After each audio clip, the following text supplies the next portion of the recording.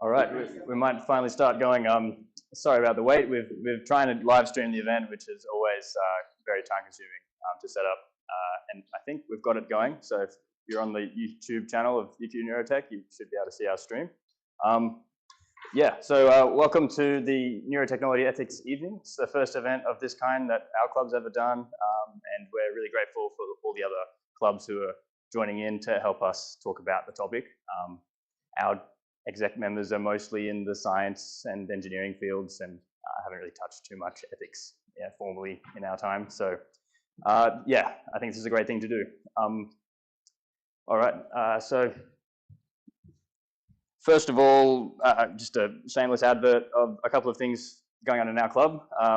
For UQ Neurotech, we've got a competition coming up called Bionics Game Changer.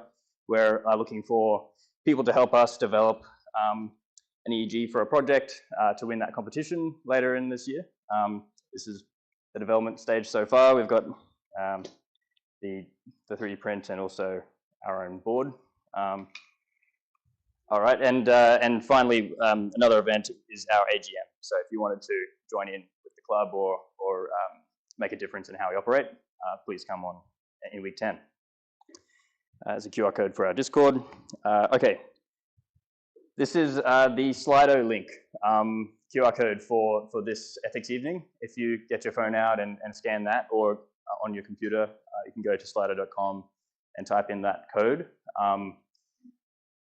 You should be able to submit your own questions as they pop up during the presentation. Other people can vote on your question and pop it up to the top and get it to be more recognized. And at the end, we will sort of go through the most popular questions. So yeah, feel free to put any question in there, no matter how controversial or outlandish it might seem. Forgot to make a slide about the schedule, but here's the schedule. So this is the introduction. Unfortunately, Ayman's had to work on the stream, so we couldn't do the intro. I'm going to talk now for a little bit about the UNESCO conference. After that, we'll have ethics and metaphysics with Cas Maclean. We're going to cover legislation with EQLS. Unfortunately, he couldn't be here today, but we have his slides, so we're going to quickly go through those. That's the Law Society. We have Organoid ethics with Phaedra later on, and effectiveness with EQEA and Dr. Laura Leighton. And then at the end, Q&A, food and drinks. Pizza will be coming after 7. And hopefully you've already got some drinks from outside in the esky.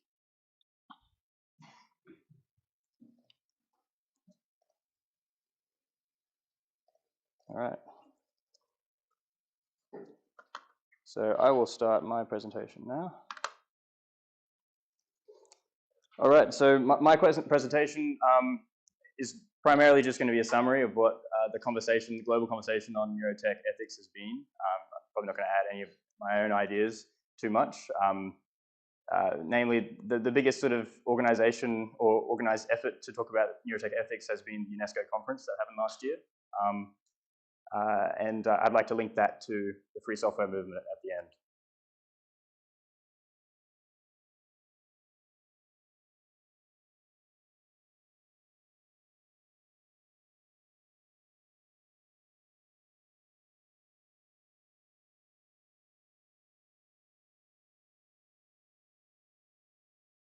Awesome.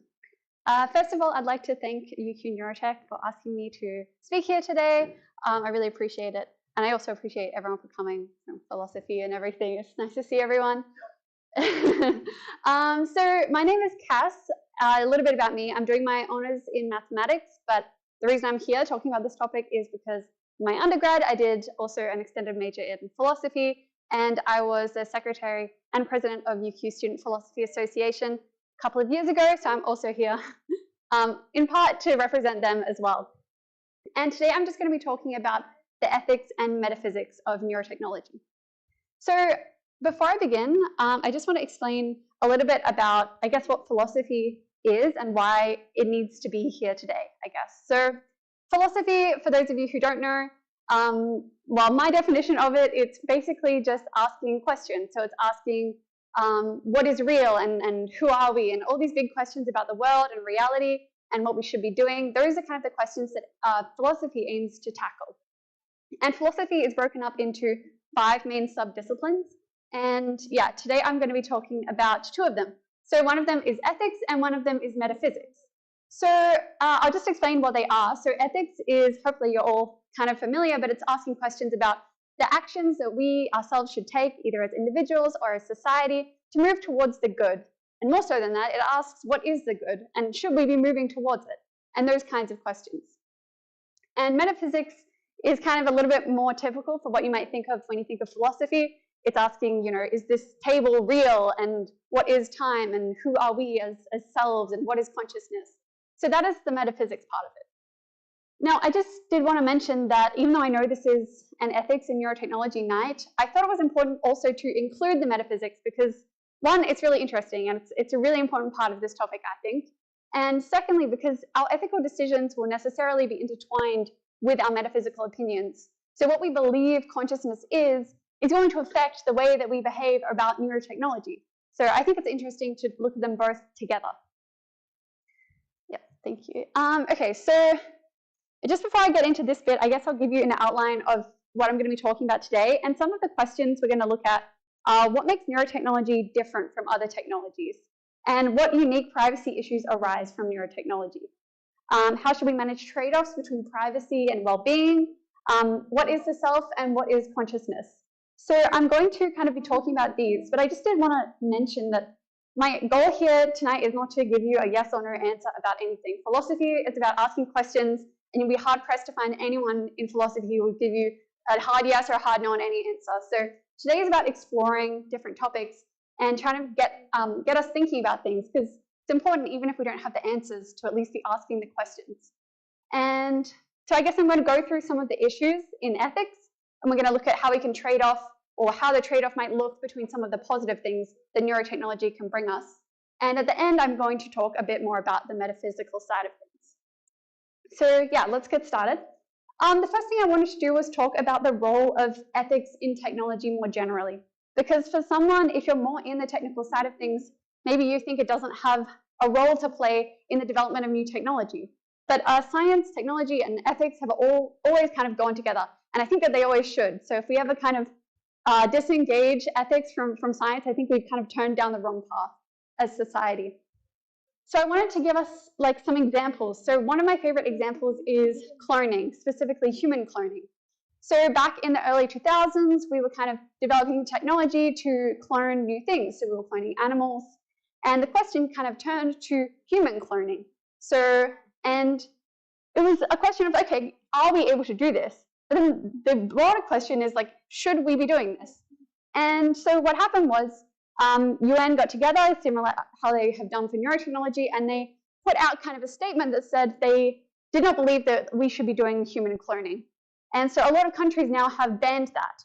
So it's not a question of whether we have the technology to clone humans. The question was like, okay, should we really be doing this right now? And the answer seemed to be no. So that's some like an upper bound on technology that's put there by ethics. And a more recent example is autonomous vehicles, so self-driving cars. And that's a technology that's currently being developed. And I've always been really interested by this debate because there's this really interesting question you have of what happens if a self-driving car is driving down a road and something bad happens, and it has to make the decision between swerving to the right and killing an old lady, or swerving to the left and killing a child. So what happens when it has to make that decision? Well, it doesn't make that decision. The engineers who are coding the car are making that decision. And they need to be asking these questions of what is the right thing for that car to be doing. They can't just leave it blank, okay? It needs to be programmed to do something. And those questions are ethical questions that need to necessarily be infused within the technology. So I think this is a really pertinent example here. Just quickly, I'll mention medical ethics. Surely you have heard of this, and topics like euthanasia, genetic data, and that sort of thing, genetic privacy, are all really, really big topics. So I think that's a really important part of it as well, but surely you've heard of that before. So thank you. Okay, so I'm going to start with what I think is kind of the most basic issue, probably the one you've all thought about before, and that is privacy with neurotechnology. So when I was thinking about this issue, I was thinking, what makes mental privacy more important than other kinds of privacy? So like if you attach an electrode to my knee, I don't really care that much. Like, you don't know anything about me. But if you attach an electrode to my brain and you're able to see my emotions in real time, maybe my thoughts in the future, then that's kind of a much bigger deal to me. And so I think the answer is that we think of the brain as the self, right? And that's something that we kind of want to protect, because like protecting our mental privacy is protecting ourself. And I think something that you might not like know, because I didn't know before I started researching it, was like the lack of anonymity there is in neural data. So I've heard people saying that neural data is like it's like a fingerprint. It's unique. So it can be really hard to like anonymize it. So if companies are collecting it, everyone's going to know it's yours. And so there's this saying that like there does not exist perfect cybersecurity. We can never preempt every single cyber attack. So we can never like permanently shut the doors on someone like corrupting, like even especially like a Neuralink inside your head, like so maybe you can't turn it off or something. You can never like preemptively stop the possibility of hackers like getting in there and getting your neural data. And like maybe that sounds like too dystopian, like too dramatic, but I mean people get hacked all the time. I think if we were all walking around with neural data, I think we can kind of see it as like a very, very strong possibility depending on who you are. Of course, like having access to neural data is going to make you more susceptible to blackmail and everything and all the issues I'm sure you can imagine. A little other one I just wanted to mention because I think it's funny how you can look on either side of it. It's the advertising. So for me, I get that like weird feeling of like I'm living in dystopia if I think that like the ads are going to be exactly like targeted at what my neural data is doing because they've tracked like my emotions as I've looked at every single picture on the internet. And so I find that a bit weird, but you also might look at it from a different angle and be like, great, I want to optimize my advertising experience. So I just wanted to put that in there as well. So yeah. No, exactly. Just advertising straight to the brain. Okay, this is a fun kind of one I wanted to talk about, and this is more like my thinking of what could happen, but also not so much. This one on the side, I called it mindset discrimination, but I was thinking about it because I was listening to a podcast, and it was kind of this thought experiment of we're living in the future, and you're working for a pretty big company, and they have like their company like merch is a headset that reads your neural data. Okay, and in order to join your company calls, you need to be wearing this headset. I don't think that seems outside of the realm of possibility. And then I was just thinking about all the little mundane things, like, is your employer then allowed to discriminate against you based on your mindset, based on your neural data? And I was thinking, two different individuals, let's say they have the same work output, but one of them is 10% more bored when they're at work. And then their employer knows that because they can see the brain waves, and they know that person's more bored at work. And when the time comes to, if they have to fire someone, who are they going to fire? It's like, obviously the person who's more bored, even if their output is exactly the same. Another example of this, and this was kind of in the podcast that I was listening to, was if you just, again, in a company, if you're asking for a raise or something and your employer is able to read that you're not that serious about it, maybe you're not that confident, you're not feeling that angry, you're kind of just asking because you want it, they're not going to give it to you, right? Whereas if we were able to preserve our mental privacy, we have like the amazing like buffer thing of speech where we get to choose what we say, and we get to say, I really want to raise, even though maybe we don't really want that. So I think that's kind of an interesting kind of like menial example of like how every day we could be discriminated against based on our mindset, which we can't really control. This one is a little bit more speculative, but I think it's interesting. And this is preemptive arrest. So I was thinking, what happens if we eventually get enough neural data that we can start like seeing patterns in it? And people start to notice that, okay, 1 week before we arrest people, this is what their brain data looks like. 1 hour before someone commits a crime, they have these spikes in their patterns of their brain. Or even like trace it back to childhood. Everyone who turned out to be a psychopath had these brain patterns when they were children. And the question is like, are we allowed to act on that? Can we arrest someone an hour before we think they're about to commit a crime because their neural data matches exactly the patterns of everyone else who's committed a crime? And I think it's really interesting because it breaks down the barrier between intention and action. And yeah, I just think it's very interesting if we would have to face that debate one day. And I don't know, also, I'm again framing this like it's a problem. Maybe you think it's amazing and our crime rate will go to 0 and we'll like get all the would-be criminals. So I think it's interesting. And there's also there's a really interesting movie from 2002 called The Minority Report, which is like exactly this problem. So if you want to watch that, then you can. The next one, thank you. This is, again, just a smaller issue. I think, not a smaller issue, but I'm just going to talk about it a little bit. So this is about exacerbating inequalities with technology. Now, I think this is true for all new technology that comes out. Who is going to have access to it? Is it going to be expensive? Is that going to mean that only the most wealthy people in the world have access to it? And what is that going to mean? Now, the reason I think this is different from, like, neurotechnology is different from other technology is because of the potential it could have to impact our abilities. So, for example, take cars. Even if I can't afford, like, the newest Tesla car, it's kind of fine, right? Because even so, I can afford a car and I can get from A to B, and it doesn't really matter that I don't have access to the latest car technology. We're still essentially on equal playing fields, right? Or, for example, smartphones. Okay, it might be annoying to get around this world without, like, a smartphone, but you can essentially do it. It doesn't really change your ability to do anything. But I was thinking with neurotech, if we're eventually able to, let's say anyone who has an implanted neural device has like 100 more points of IQ, or can learn things at 10 times the speed. I feel like that's such a big difference. So everyone who has that is essentially going to be just put so far ahead in the race that these inequalities are just going to keep exacerbating themselves, because you get the Neuralink because you have enough money to afford it. You become 10 times as smarter.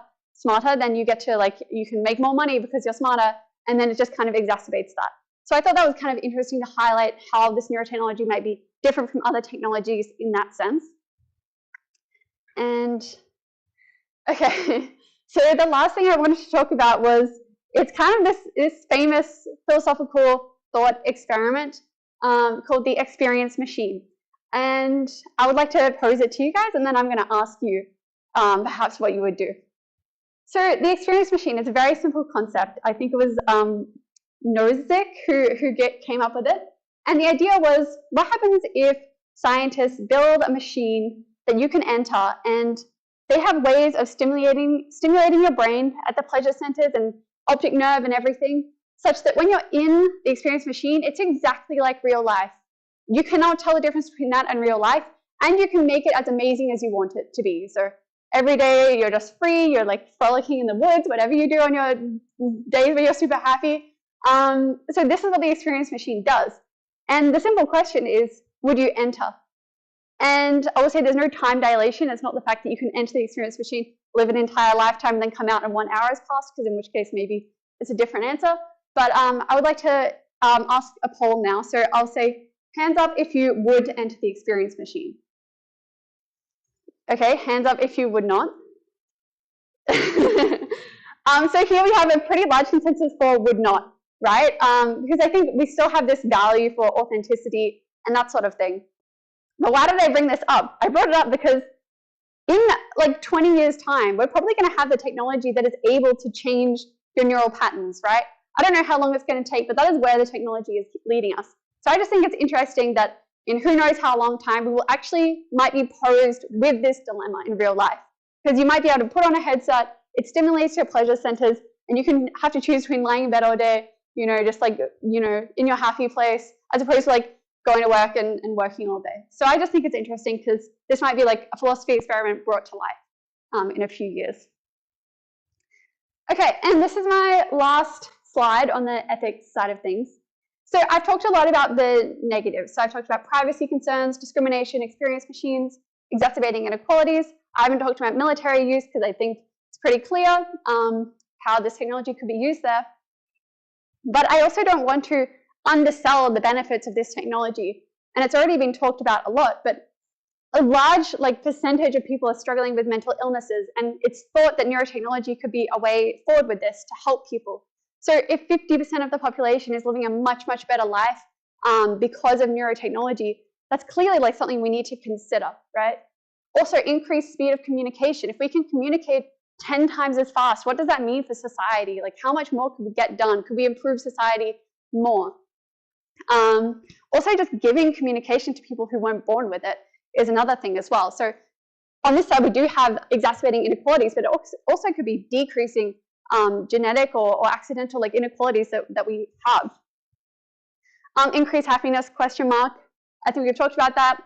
Physical illnesses is another one. So the people who are getting Neuralinks first are going to be quadriplegics, because it's about they can stimulate like the spinal cord and the central nervous system, and they can help people regain feeling who have lost that. And I think that's amazing technology. We shouldn't kind of turn our back on it straight away. Also, increased intelligence. Like maybe if we're all a lot more intelligent and can learn like kung fu in a minute and all this kind of thing, society might be a lot better. Like we might be having a lot of fun. Things could be a lot better. I don't know. I don't think it's, maybe we'll like move into transhumanism. We'll move beyond humanity. So who knows? Like there's lots of possibilities for this. So I just wanted to highlight that the point of ethics in general and ethics tonight is not to say yes or no to neurotechnology. It's to kind of try and look at this trade-off that we're making and try to kind of maximize this good while minimizing the risk of this bad thing happening.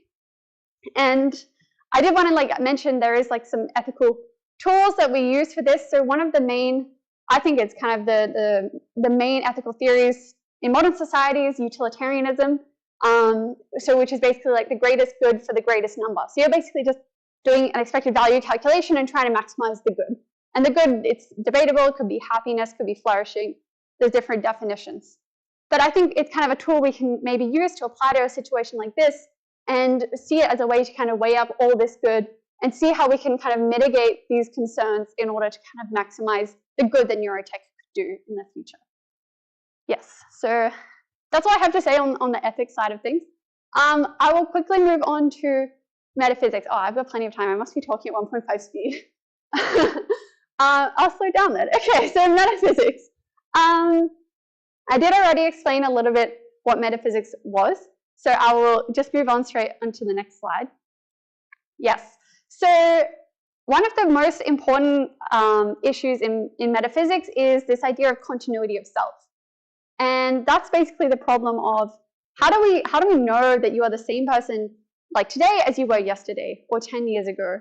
And it's kind of this idea of, or like, are you the same person today as you were 10 years ago? Or even the day before, or even 1 second before. And I would like to tell you all a story about a boat, well, a ship rather. So there's a famous thought experiment in philosophy. It's called the ship of Theseus. And it's meant to kind of demonstrate this idea, this continuity of self. So basically the idea is there's this famous ship, the ship of Theseus. And I believe the story is like it's sitting on the ocean next to this town. And it's a famous ship because it was Theseus's. I can't remember what he did with it. But the people wanted to preserve this ship, basically. But then, 5 years goes by, and, the oars get a bit damaged. So the townspeople replace the oars because they want to keep it in good condition. Another 10 years goes by, and, like, there's a hole in the hull, okay? And then the townspeople, they want to repair it, right?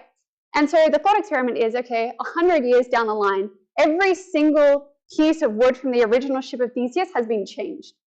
And the question is, well, is it still the ship of Theseus? And the way that that's meant to relate to continuity of self is that, well, over time, like our biological, like all of our cells regenerate in 10 years, like my entire like substrate will be different, right? Then how do I know, like, am I the same person is the question. And there are two main schools of thought about this. So one school of thought, which is like less popular, but I'll also mention it, is like we are the same person because we are made of the same biological substrate. So I can't remember what it's called, maybe the substrate view or something. So I'm the same person I was yesterday because I'm made of the same physical stuff. And the second more popular view is psychological continuity. So I am the same person I was 10 years ago because there is some psychological link of memories that links us, right? So I can remember who I was yesterday, they can remember who I was the day before. Myself at 10 years old can remember myself at 5 years old. There are different versions of this. Not everyone thinks it's memory, but some people think it's just some unique psychological link. And so, yeah, I was thinking about these issues when it relates to neurotech. So if you hold the substrate view, so the biological view, it's going to be kind of difficult. Like, you need to have some, like, you need to take some serious questions when you've got, like, a Neuralink implanted in your brain and you're no longer made of the same substrate. Or if we're ever able to upload our memories to the cloud, is that going to be the same substrate? Is that going to be the same self? So these people kind of have to face that issue when this neurotech comes along. And for the psychological continuity view, things like memory erosion or even just altering our memories or altering our emotions, like how can we preserve this psychological link if literally we have the technology to break it? So I think it's a case where neurotechnology will be able to teach us a lot about the self, because if I upload half my mind to the cloud and I still feel like myself, you know, and I delete half my memories and I still feel like myself, well, maybe it can teach us a little bit more about this issue.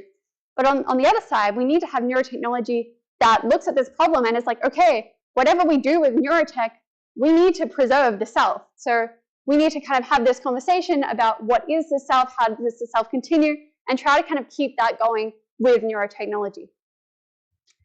Cool. And then sorry for the very distracting graphic, but the last thing I'm going to talk about is consciousness. And it's kind of one of my favorite issues, and I thought it was very relevant to neurotechnology.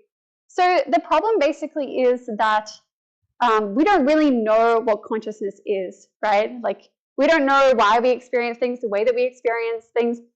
We don't know why a bat or a dog experience things the way they experience things. And we have no idea what's going to change if we introduce like silicon components to the brain, or if we introduce like cloud, like uploading something to the cloud. We have no idea what that's going to do to consciousness. So I was kind of looking at this from the angle of, if we do develop this neurotechnology, we're going to learn so much about consciousness. Because if I'm able to upload my consciousness to the cloud, that's insane. Like, anyone who believes that consciousness is necessarily biological is like instantly proven wrong, right? So I was more seeing this as a way that technology could teach us about consciousness.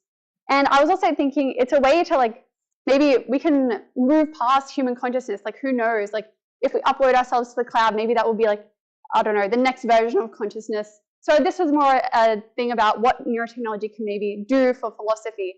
And in any way, when neurotechnologists are developing this, they will need to keep in mind that, like, we need to preserve consciousness. So if we eventually want to move to a place where we move beyond the biological, we're going to need to preserve this pretty important thing, consciousness. So that's what I had to say about that. Yes, this is my conclusion. I'm nearly finished.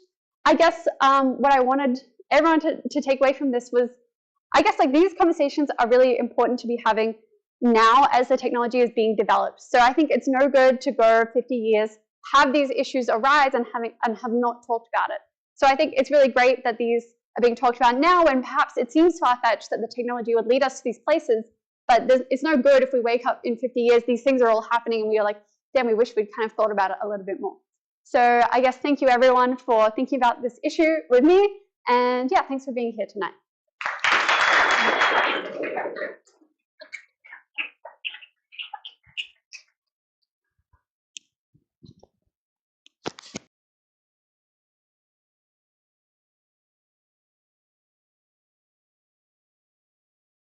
I'm Phaedra Stevens from the Australian Brain. I was at the Queensland Brain Institute for my honours, and now I'm doing my PhD at the Australian Institute for Biotechnology and Nanoengineering.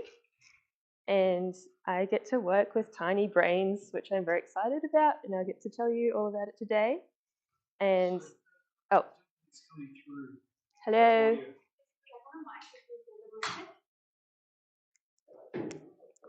Hello? Hello. Uh-oh. It's working? Okay, now it's working. Okay, if you didn't hear, I'm from the Australian Institute for Bioengineering and Nanotechnology, and I'm from the Wolftang Lab, where we grow tiny human brains from actual human patients' tissues. Can you see those slides? And I just thought I would do a little map of relevant institutes of UQ for neuroscience, and there's the IMB and QBI and CAI and AIBN, which is where I am. And CAI is where all of the cool technology is for brain scanning, like MRI and everything. And QBI is very Queensland Brain Institute, so brain focused. And IMB is the Institute for Molecular Biosciences, so they're very molecular level. And it's also where we got our green fluorescent protein from for when I was at QBI, which is really cool. And so it all starts with the question, like, how are we here? We're all conscious and self-aware, and we're all unique personalities, and we have memories, which is amazing, from our pasts, and we have thoughts and plans about the future, and it's all very unique, and no one person can imagine quite what the experience is like for any other person, because we're all separate. And we all exist because of our biology, and it has this amazing, beautiful patterning, which is demonstrated by this brain bow, which is a famous image of a mouse hippocampus. And they used fluorescent dyes, which we stole from algae, to make it a rainbow colour. And so the way we have ended up being unique individuals over our lifetime doesn't just depend upon our DNA, our genetics. There's also epigenetics, which is a layer of genetics that's above DNA. And as you can see, the usual chromosome, and it becomes, you can see if it's unwound, it is chromatin, and it's DNA, which is wrapped around histones.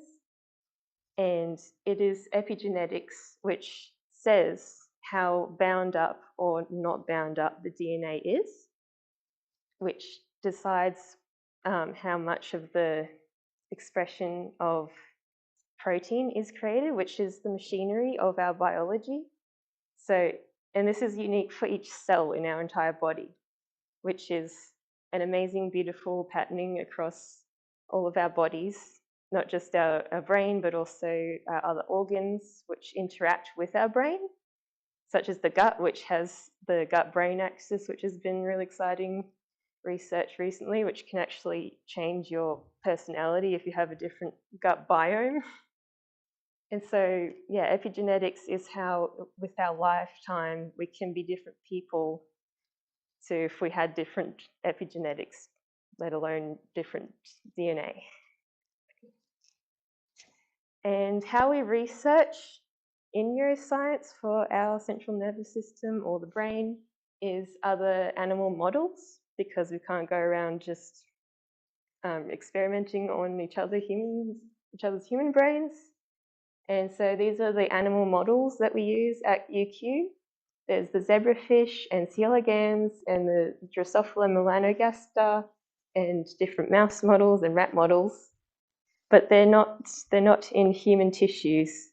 But the advantage is that we can have them actually physically move around and interact with the environment that they're in, that we can control, but like they're still not in human tissue.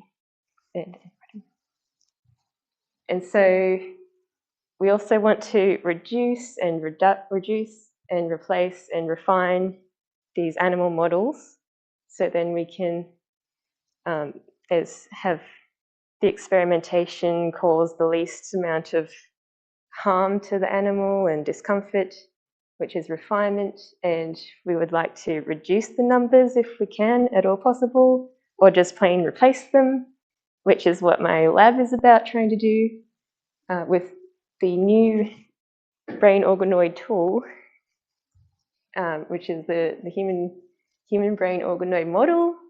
And here's an example of a stained fluorescent human organoid. And I'm very excited to say that my lab only uses human tissue and cells, because I really don't feel like researching in mice or rats, because they're really not the same as our biology. There's lots of protein machinery that's similar and that we can say behaves this way, but then when we have like drug trials in human beings, then it behaves differently and doesn't actually cure the disorder or disease. And so it's a very exciting way to be able to tell if something works, like a treatment for like epilepsy actually works in human beings. And so this is how the process goes, where we can actually take a sample from a human, like a patient or someone in a trial. And so we have their normal human cells from their body, the way it is, like a skin cell or blood sample. and then we reprogram it from the 4 required reprogramming molecules that won a Nobel Prize to make it an induced pluripotent stem cell, which we can then induce to become a neuronal cell, and we let them grow together, and they eventually coalesce into a ball, which is the human brain organoid, which is very small, like the size of a lentil, but it's very exciting to have human tissue. And you can see up the top from the right, there's an example of brain organoids, and the well is almost as small as a 20-cent coin. And Dr. Manit Bhatia and Dr. Nathan Good are in charge of the Australian Organoid facility, which is that, an example is that big machine in the middle, which is meant to automatically create and grow human brain organoids or other organoids. I think they can do multiple organoids, not just human brain, also liver, and they also work on stomach and any organoid and any organ that we have in our body, which is very exciting. And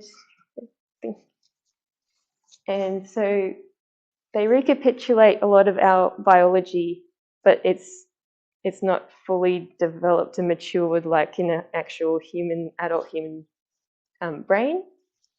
So it does have excitingly more than just neurons. It also has microglia, which are support cells for the neurons' connection, and they're involved in the plasticity of the brain, which we need for learning. So they have a rudimentary level of complexity, and they have some brain layers that develop, but it's not as complex as the actual full human brain. And thanks to Pallavi, I have an example of how the organoid starts as just cells at the top there as day 1, and then it coalesces into the organoid, and then it becomes a very nice spherical shape. But sometimes something goes wrong that we don't know what goes wrong, and it becomes a lumpy, spherical kind of thing. But those ones look very nice and very perfect.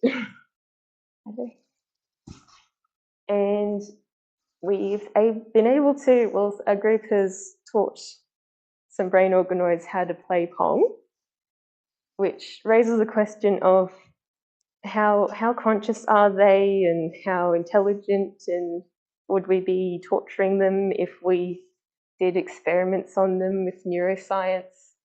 But they're like, how difficult is Pong? Also, Neuralink has shown that monkeys can play Pong, and I feel pretty sure that less developed animal models would be able to play Pong. So there is room to actually test the full capacity of the organoids, if that is the limit. Also, they, in the center, if they're not vascularized with actually getting like the artificial nutrients to the whole organoid tissue, then there's necrosis, as in cell death, in the center. So it's more like a layer around the outside of actual living cells. But there are models where they vascularize them now, and so that's a different type of model, and it would need to be investigated separately for how conscious is it or intelligent. And they can also rudimentarily manage to distinguish between 8 different voices, apparently, by they just choose where to stimulate the organoid, because it doesn't have ears.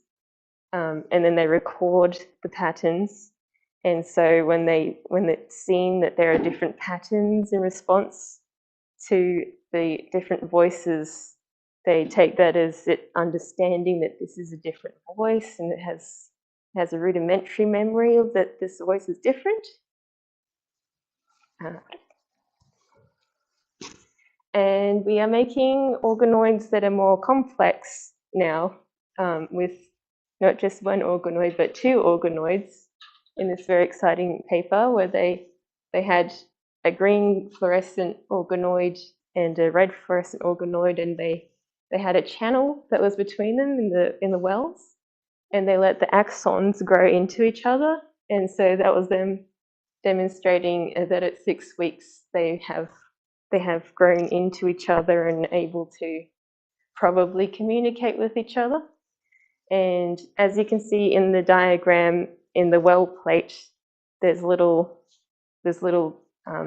dots at the bottom of the wells in a grid. That is the multi-electrode array, which is really cool, and I got to see it in the epileptic brain organoid recently. And it's kind of like a recording device at each dot. So we let the organoids grow on top of the array, and then we put into an imaging machine that will listen to its activity. And you can see the epilepsy have a seizure in the brain tissue if you're watching it. And then you can also treat it with drugs to find out which drug is best for that one patient, because the order in which you have these epileptic drugs matters, because each one physically changes your brain. And then if you don't get to the right one that's the best for you to begin with, then it won't be as beneficial.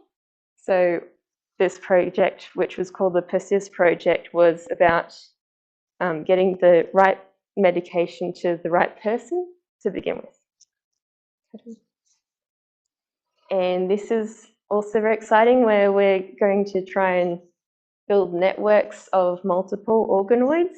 So having the brain organoid communicate with the gut organoid, communicate with the kidney and the colon.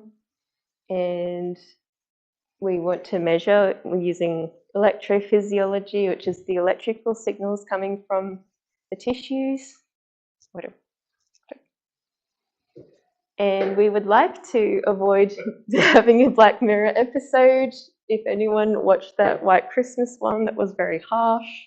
But it had this woman who decided to let this guy, who's very dodgy, into her brain, as we've been discussing, is not quite a good idea, because he made a copy of her, which would be really crazily amazing, but he tortures her into being her own servant. And she has to make the toast the way her other self likes it when she wakes up in the morning, and raise the drapes to let the sun in at the right time and everything. Otherwise, she gets tortured some more. So we would like to avoid that. But I think that they're quite, at this point, rudimentary, as I was saying, with not being able to really distinguish between voices very much. And they can play a very simple game. But it's all, we need lots more research and checking about the consciousness level. Because it is a grey area right now, and as Reuben was saying, which I'm very happy about there being a whole discussion between all of the disciplines about how do we manage moving forwards with neurotechnologies, which includes brain organoids. And this is a very exciting example of a combinoid, where they grew separate organoids to be representative of 3 different parts of the human brain. And then they let them fuse together once they had formed separately. So that's very exciting. And also having the proper diversity of cells, because there's not just brain cells, there's oligodendrocytes and astrocytes and microglia that go into the cell tissue, and they clean up debris, and they help with plasticity by engulfing off whole synapses between neurons that don't belong there anymore, and letting it grow new connections somewhere else. It's more important. And it's very exciting for treating disorders and diseases of the brain. And so there's great potential to improve the human quality of life, which is a very big advantage. And it's very exciting that we could we could transplant human brain organoids into the patient's own brain after stroke damage. And so there wouldn't be any rejection of the tissue because it's their own tissue, which would be amazing if that helps them regenerate their brain. And also we can research rare disorders just like we are right now in my lab with epilepsy and multiple sclerosis, and also the more common, which is growing all the time because we're all aging, which is Alzheimer's disease. And we have the ability to test drugs on these organoids. And thank you. So my name is Miles Whitaker. I'm studying secondary teaching, maths and physics here at UQ. I'm here to talk about a particular approach to ethics, which I think is pretty cool. Some of you know me. Those of you don't, I hope you will soon. So I'd like to start with a thought experiment. Imagine for a moment that the slides worked. And also imagine that you are a god. And you've got somehow been granted godlike powers, and in this imaginary universe, you can start from scratch to recreate everything. The world hasn't been made yet. There are infinite possibilities, and all of it stretches out before you. So what would you create? You could create a world of fantastic beauty with sci-fi levels of technology, of transformative technology, of augmentation, growth and development. In your world, you could eliminate all pain, suffering, and injustice. You could create a universe where no child goes hungry, where nobody dies alone or in pain, and no one struggles under the yoke of oppression or oppresses others. So we can imagine a perfect utopia, if we like. And when I say utopia, what I mean is a world that is as good as it can possibly be, according to whatever it is that you value. So now, step back for a minute and think about the real world. And what is the difference? Because in fact, we don't live in this perfect utopia. In our world, there's a lot of pain. There is needless suffering and injustice. And once again, if we had godlike powers, we might be able to do quite a lot of good in this imperfect world and make it more like our own utopia in various ways. But obviously, we don't have godlike powers. So we don't have anything like that level of influence to make change. But we do have some influence. Whoever you are, each of you here has access to some amount of resources, of time, of money, of your voice. And you could decide to use some of those resources to move this needle just a little bit. Just a tiny fraction towards that beautiful utopia that we can all imagine. Now, the important thing that I want to draw out of this thought experiment is that a scaling down of your power from that sort of godlike levels to the place we're at right now is that it doesn't really change what you actually want to do. If you were omnipotent, you want to push this needle all the way towards the right to achieve our perfect utopia, but we can't do that. Instead, we can move it a little bit of the way. And we wouldn't be satisfied either, leaving it just part of the way. We'd push it as far as we can. So let's scale our potential down to something a bit more likely and more human, bearing in mind that our attitude shouldn't and won't change. And we're only probably going to make some modest changes by moving this dial towards a better world. But that doesn't mean we can't push the needle as far as we possibly can. It doesn't mean that we shouldn't. Doing the best we can with our human limited resources is the core goal of a group of people known as effective altruists. We believe that the world has been awful, but it has become better than it has been, and it can be much better than it is. Effective altruism can be summed up as a set of ideas which helps us figure out how to do the most good that we can. It's a growing social intellectual movement which makes some simple claims about the world and then encourages us to take implications of those claims and put them into practice. And I'll talk in a little more detail. But first, it has to be said that effective altruism is no one particular organization or person or idea. It's a set of ideas instead that a community is formed around. And anyone can use those ideas if they want to do good. So as long as you're interested in doing good, then you too can be part of the EA project. And so when I talk about effective altruists, all that I mean is people who think that the ideas of effective altruism are kind of okay and that maybe even important, and then try to apply them in their lives. So I consider myself an effective altruist, not because I'm incredibly effective or amazingly altruistic, but because it's a label that I feel attached to, that I feel part of this community because I want to do good in the world. And I think that the insights that EA can and does bring can help me more authentically do that. So what are the key ideas of effective altruism? Here's what I think the basis is and why I think it's compelling. Firstly, there are problems in the world. When we look at the world, we see a lot of situations of suffering, situations of injustice, but there are a lot of moral wrongs going on in the world around us. And I don't need examples for all of you to already be thinking of one or two. A natural inclination towards compassion and empathy makes us want to alleviate these problems. Or maybe it's not so emotional as that. Maybe some of us have a deep moral commitment to justice. But the point is that we all want to help. So given that we all want the world to be a little bit better, we need to do something to try and make the world better. And there are millions of ways we can go about doing this. I might try and make the world better by volunteering at a soup kitchen. I could give some money to a charity developing renewable energy solutions. I could smile at everyone I meet on the street, or adopt a rescue dog, or run a fundraiser for a cancer charity. And it seems to most people, when they want to do good in the world, they pick one of these things. And it seems like surprisingly few people ask themselves, which of these options actually lets me do the most good? So it actually turns out that when we ask that question, we examine each of the available opportunities and we think carefully and strategically about this. Some unusually powerful opportunities to do good actually can be found. And in fact, if you can radically increase your positive impact by choosing carefully how you go about doing good. You can think of it as high impact opportunities to do more altruistic things, or bang for your buck if you like. So I'm not talking about having 10% more impact here, or even 20% or 50%, because it turns out that opportunities exist which do tens or hundreds or even thousands of times as good as the average option in the world. So you might think this is surprising. How could there be so much difference between efforts about trying to do the same thing, to do good in the world?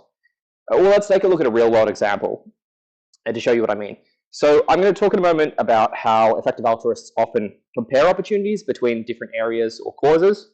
But to keep things simple, let's look at an example that focuses on different ways of solving one particular problem, which is HIV/AIDS. So how should we go about helping people who suffer from or at risk of AIDS? Well, here are 5 interventions that experts in global health like to help people in this situation. And they are antiretroviral therapy, surgical treatment for Kaposi sarcoma, the prevention of transmission during pregnancy, education of high-risk groups, and distribution of condoms. So imagine for a moment that you have a fixed budget and you have to spend it on helping people, and these are your 5 options. So how would you allocate that money? And how would you decide to allocate it? And do you think your decision matters? Well, let's look at how much these interventions do based on the best guesses. So this data comes from a paper by Toby Ord, and I can give the link. Phaedra had links in all of her talks. I do not, but I can send those out after if you guys like. This graph looks at the cost effectiveness of the intervention. So if we were to spend $1,000 on one particular solution of our imaginary budget, then this is how many years of life it would come to save. And so that is 0.02, which comes to a little over 7 days. But when we compare it to the next intervention, we can see a big difference. Antiretroviral therapy is vastly more cost effective, saving 1.5 years of life. But the next intervention is even more effective again. We've got over almost twice as many years of life saved. And so then condom distribution is even better. And so if you spend $1,000 on distributing condoms, you can actually save about 12 years worth of life. And our final intervention is twice as good again. So if we look back at the first option, it doesn't even register on our scale anymore. So are you surprised by this distribution? The least effective HIV/AIDS intervention does less than 0.1% good per dollar as the most effective. Or if you could put it another way, the most effective intervention is 1,400 times more cost effective than the least effective one. So let's think concretely about what this means. We have limited resources. So if we choose to fund methods of helping people that aren't as good as the most effective methods, then in practical terms, this could mean hundreds, thousands, or millions of additional deaths, depending on how much funding we're talking about here and how you measure it. This surprising fact about different ways of doing good means that in the process of evaluation and prioritization, that actually should be central to our altruistic efforts. So the end result of all of this is, if we really care about making the world a better place, then alleviating justice and suffering so that so many people are subject to every day, then it turns out that we actually have to look at and evaluate the opportunities available to do good and decide which ones look the best and do the most good. If we refuse to prioritize based on how much good we can do, then we might be missing out on the very best opportunities to improve the world. And we wouldn't really be fulfilling that deep-rooted desire that we have to make the world better for everyone. And if you heard what I just said and that makes sense to you, then you might already be an effective altruist.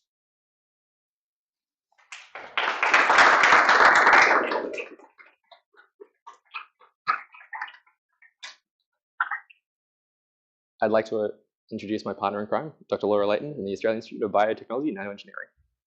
We can take a brief recess to swap slides.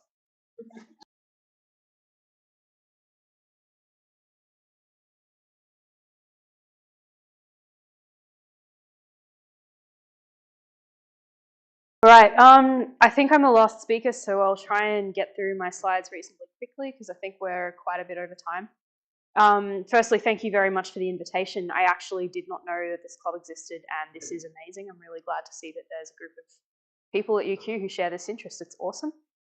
I thought I'd start off by telling you a little bit about myself. So I did my PhD at the Queensland Brain Institute, working in a lab that looked at genetic and molecular mechanisms underlying learning and memory. So my PhD project basically looked at a kind of genomic dark matter called non-coding RNA. Basically, it's the functional molecules that are produced by what we used to call junk DNA. But coming of age scientifically in a neuroscience institute does mean that you develop a lot of interests outside your immediate field of study. And a few of mine are neuroethics related. So some of the ethically interesting ideas that I was exposed to include psychedelic assisted therapy, the possibility of reconstructing thoughts or mental states from neuroimaging or other external methods of measuring brain activity. And also I did a lot of work with both neuronal tissue culture and animal models, and I did have to think quite seriously about the ethical implications of some of that too. So I got my PhD in 2021 and I've moved on from neuroscience now. I work as a postdoctoral researcher at the Australian Institute for Bioengineering and Nanotechnology. And my current project focuses on development of mRNA-based therapeutics, mostly for cancer. And I'm very lucky to get to work on something so potentially impactful. And that brings me to the next thing that I want to talk about. So I'm also here representing Effective Altruism UQ, and Miles has just given a very compelling introduction about what EA is. But I'll talk a little more about what it means to me. So I'm an effective altruist, but I'm also a molecular biologist. And I'm of the opinion that the EA community, for all of the many things that it gets right, does kind of systematically underestimate the opportunities for impact in life sciences research. And since there's loads of people in this room with an interest in life sciences and neurotechnology, I'd really love to make that case to you too, because I think that this is a really important and impactful area of research. And so one of the simplest ways to describe effective altruism is doing good better. And there are obviously three parts to this statement, and the first one is doing. So some of the actions that effective altruists like to take include donating money to charities or causes that we have reason to believe can make especially effective use of it, changing our own consumption and habits, volunteering for a variety of causes, and also using our careers to try to do good in the world. Most people obviously will spend more time at work than they could ever possibly spend volunteering. And so looking for a way to benefit the world with my working hours is something that really speaks to me. The next part is good. Now, one of the things that I like the most about this movement is the intellectual freedom. People decide for themselves what good means. Mostly we care about reducing suffering and increasing well-being for all sentient beings, including those very different from us. So another thing I really like about the community is that people are willing to take ideas seriously, even if they seem superficially weird. So, for instance, considering the welfare of farmed shrimp, as well as the welfare of farmed cows and pigs. A lot of us are also interested in existential risks, which are low probability events that could destroy humanity if they ever happened. So things like nuclear wars, supervolcanoes, and catastrophic climate change. And I picked these examples because I think they kind of intuitively illustrate the value of using the language of probability and statistics when determining whether or not we're missing something important. But for the sake of this talk, I'm going to assume that the kind of utopia that Miles was describing is roughly what we mean by good. And the last bit is better, which to me means looking for opportunities to have an outsized positive impact on the world. It means deciding how to allocate our resources in ways that will get humanity the most bang for our buck. So here's a simple framework that the EA community finds helpful for determining what's likely to have the most positive impact in the absence of firm data. Number one, importance. How many people or sentient beings are affected by this problem now? How many might be in the future? What are the worst possible outcomes if this problem is not solved, and what are the best possible outcomes if it is? Number two, neglectedness. How many people or organizations are working on this problem right now, and could they make good use of additional resources?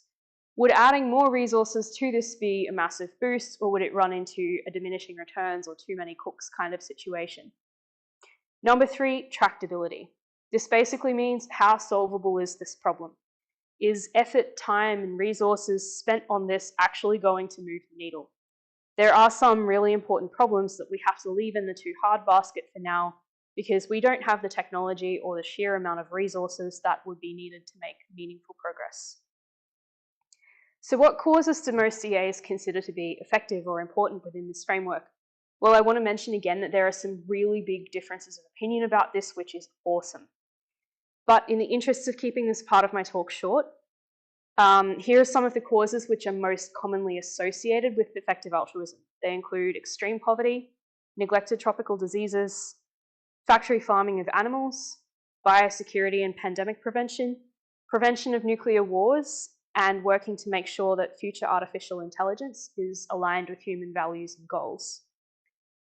That's a pretty big diversity of important causes with lots of stuff that is fundamentally about biology.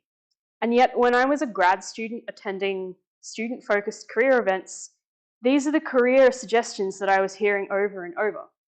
And I think that from lists of suggestions like these, you can kind of see the history of the movement, which, if I'm really honest, is a bunch of Silicon Valley tech bros trying to figure out how best to donate the obscene amount of money that they suddenly found themselves with, and then invest the proceeds of their entrepreneurship into doing good. Historically, relatively few EAs have had the knowledge or the background knowledge, the qualifications in disciplines like biology, molecular biology, to deeply incorporate ideas like this about how to do life sciences research effectively into the culture of our organization. And that means that there's kind of a gap in the kinds of careers that bright young people, like everyone in this room, are being suggested to pursue. But we also know that personal fit matters when it comes to effective career decisions. Given a choice, I think it's important to do something that benefits the world and also that I like and am good at. And I want that to everyone else too.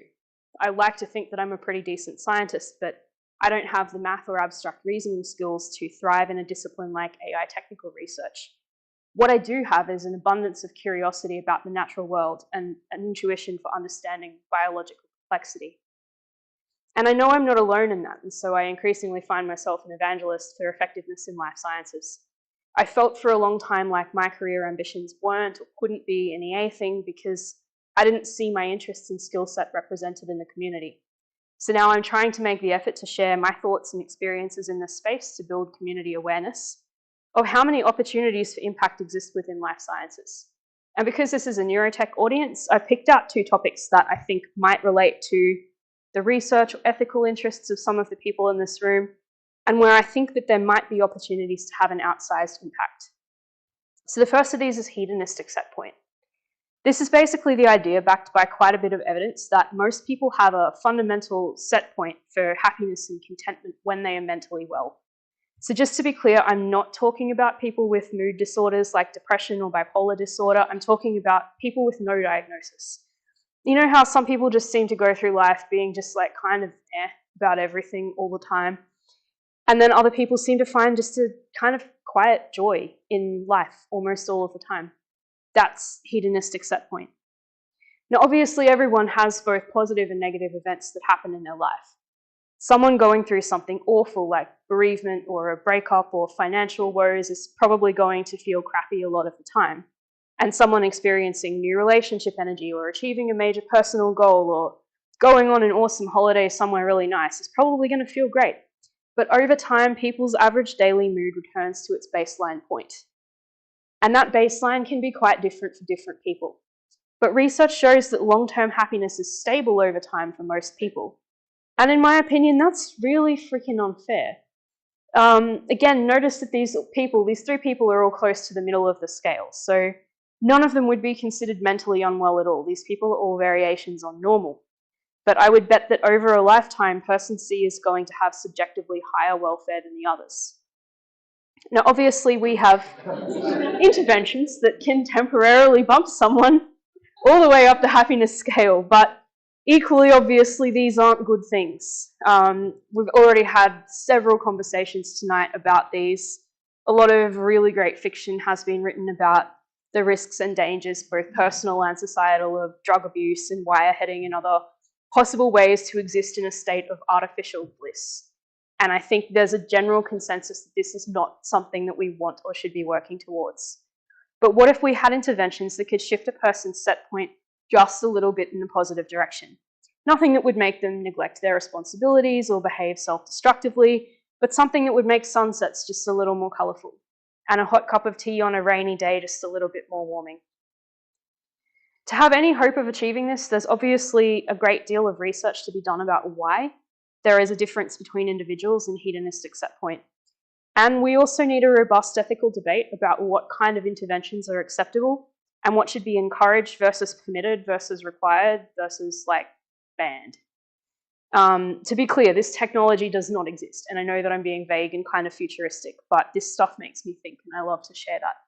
And I think there's other questions there like, how far up the scale can we go before it turns into drug abuse and wireheading?